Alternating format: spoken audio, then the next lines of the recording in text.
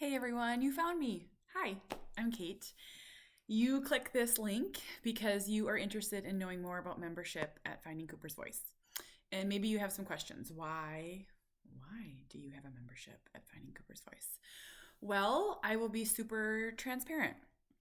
My son Cooper is 13. He was diagnosed with severe nonverbal autism when he was 3.5. He could have been diagnosed much earlier, but we lived in a rural area and there were long wait lists. And getting that diagnosis was emotionally hard. And then there were a lot of barriers to getting it. When we left his appointment, the number was something, and I just Googled this so I know it's accurate for my new book. It was like 1 in 68 kids have autism.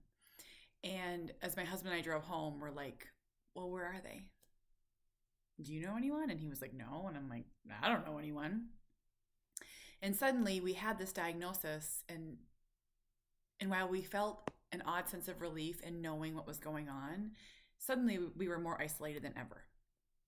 We were in this different group, and there were no guarantees, and we had no idea what the future held and even how to help them. And I'm going to say this boldly, I suffered in silence for a lot of years as a mom.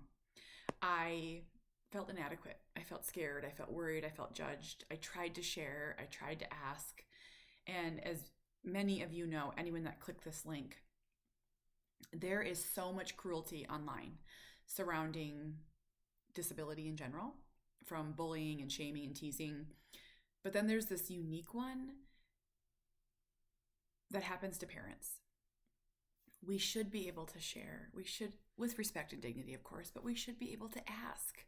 We should be able to talk to other parents about medications and sleeping through the night and potty training and aggression and self-injuring, all parts of our life. This is our life. We're living it every day. Why should we be silent? Finding those people that you can talk to is hard. And I'm going to heal out loud because I suffered so long in silence. And that is, I live and die by that quote. So click this link again to subscribe. Try my group for a month. I will do a live video for you, and you can watch it recorded as well if you can't see it live.